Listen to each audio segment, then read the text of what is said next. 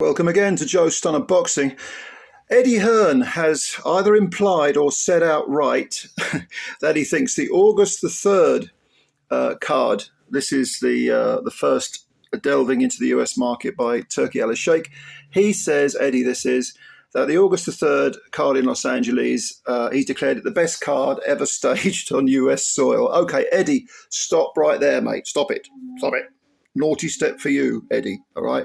Because I know you cut your teeth as a teenager or in your early 20s, whenever it was, you know, phoning up unsuspecting pensioners and selling them double glazing and getting them thousands of pounds in debt when they couldn't afford it. And I know that you have that used car salesman vibe and that money is everything, money is the great godhead.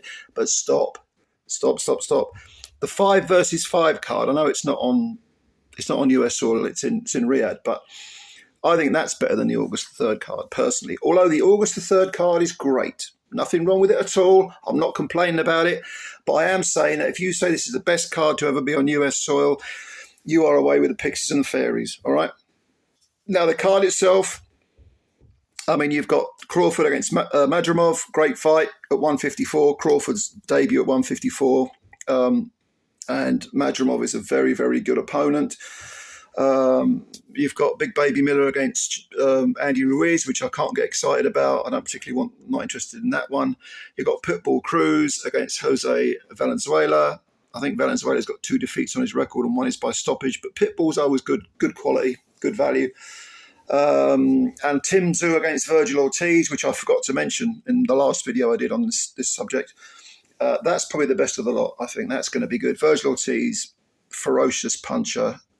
Tim Tszyu coming off that, very gallant defeat against Fundora where he had that horrendous, cut, more like a dent, big crevice in his forehead. I hope he can recover. I'm assuming he needs some plastic surgery for that, but I don't know. He certainly needs lots of stitches, that's for sure. And you've got other people like Andy Cruz. I'm really interested to see how Andy Cruz develops. That's a great fight. Who else have I missed out? I can't remember. There are a few others on there. Oh, David Morrell, who I really love. I think David Morrell's fantastic. And he's making his light heavyweight debut. But despite all of this, and all of this is impressive, no doubt about it, no complaints at all about that card, it's nowhere near as good as some of the 1990s US cards.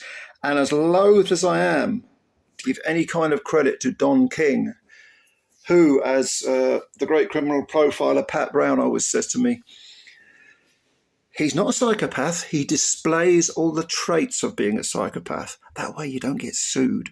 So Don King, we know all about Don King. You know his case history. Killed a couple of men, did time in prison, came out, ripped off anyone who was everyone in the boxing world. Paid them huge purses, but of course they didn't get most of that money. So Don King, whatever you think about him, he put on some absolutely extraordinary cards, especially in the 1990s. And there was an article about this subject on Boxing Scene earlier. I think it was posted earlier today, actually. And they mention a couple of them which do bear repeating. Now, I could choose any number of cards, but they mention a couple of good ones. They mentioned one that was, I think it had the title something like Revenge Rematches or something like that. And this featured Julio Cesar Chavez and Frankie Randall. That was a rematch. Randall had taken Chavez's unbeaten record. I think he was 89 wins and 1 draw, no defeats.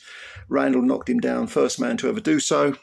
And Chavez won the rematch on a technical decision, which I thought was very, very suspect. Very suspect indeed. I thought there was some skullduggery going on there. Then you had Simon Brown and Terry Norris, a return fight. Brown had knocked out Norris. They were coming back. Norris actually beat Brown on points, outboxed him this time instead of exchanging with him. Both excellent fighters. And then you had Gerald McClellan against Julian Jackson, a rematch. Now, it only lasted about a minute, I think 55 seconds or something, 65 seconds. But their first fight was an absolute, you talk about an explosion. this was expected to be more of the same, but McClellan caught Jackson early to the body, like he did with Nigel Benn when Ben got knocked out of the ring. That was a body punch that did Ben. Ben managed to get back in the ring, but Jackson couldn't recover. Then you had Azuma Nelson with Jesse James Lahar. That was for the super featherweight title. And this couple, Azuma Nelson, probably Africa's greatest fighter, Jesse James Lahar, very, very underrated, sinfully forgotten fighter because he beat some good men. And in actual fact, he fought Nelson 4 times and won 2 of them. One was a draw, and then I think Nelson stopped him in one of the fights. But that was a real terrific little rivalry. And so that was just on one card. And if some of those names don't ring a bell because you're a younger fan or whatever, that's fine. But bear in mind that they certainly rang bells back in the day. They were good fighters. They were leading fighters. Or every name that I mentioned, there was a good fighter. And then in 1979, that was in 1994. But then if the other example a boxing scene gave, which I think is a very good one, was it was back in 1979, and it was Wilfred Benitez against Sugar Ray Leonard.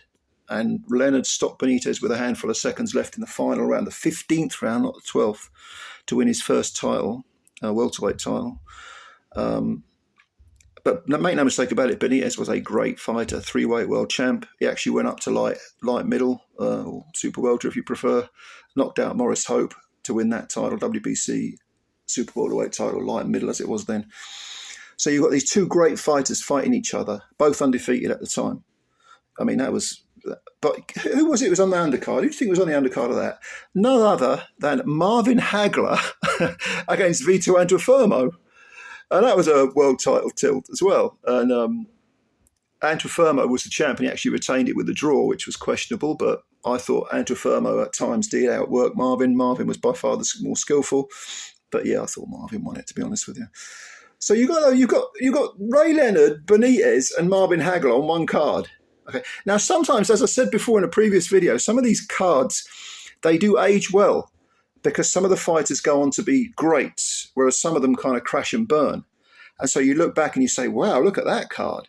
I mean, at the time, we didn't know how great Sugar Ray Leonard was going to be. We knew how great, probably how great Benitez was already, because he was at 17 years old. He's the youngest fighter to ever win a world title. He beat Antonio Cervantes when he was only 17. And Cervantes himself you could make a case for him being in the Hall of Fame. Benitez beat him at 17. Cervantes was a very, very underrated fighter. So, and there are other cards. I mean, think of all the Mike Tyson ones, that they had great undercards and, some fantastic cards, mostly put on by Don King throughout the 90s alone. So when Eddie Hearn says, this is the greatest card to ever be on American soil, Eddie, you're talking bollocks, mate. Cut the used car salesman crap. So, sometimes, if you can be like charming and charismatic and all the rest of it, but occasionally if you go too far, the ruse is up. So you have to be sensible. Don't ever come across as disrespecting your audience, the people that you're talking to. And trust me, if you're saying this is the best card on US soil ever, you are disrespecting the audience, Eddie Hearn. So behave yourself. So I don't know. What do you think? And don't get me wrong. I'm not slagging off the August the 3rd card. Great card. Great card. And, I'm going to enjoy it. But I just can't put up with the crap, the bullshit that people talk. I mean, the 5 versus 5 card is brilliant. I really love that. I prefer that to the August the 3rd card, probably because I'm British, so I've got more of an interest in the British scene. But some people are saying that was the greatest card ever. No, it's not. It's very, very good. And I think this is with all this Saudi money flying around, this is a golden age for boxing, definitely, as I've said before in videos. But you've got to maintain a bit of perspective. You've got to just calm the simmer down a bit and think logically and objectively. So those are my thoughts. Leave yours below, please do. And of course, subscribe to the channel if you're new. And if you enjoyed the video, and you can hit the like button, it helps us as well, because they count the likes apparently. I don't know. Anyway, I'm looking forward to reading what you've got to say. We've got the weekend coming up. Not a great deal of boxing on, a little bit. But I hope you have a good time. Take care of yourselves and bye for now.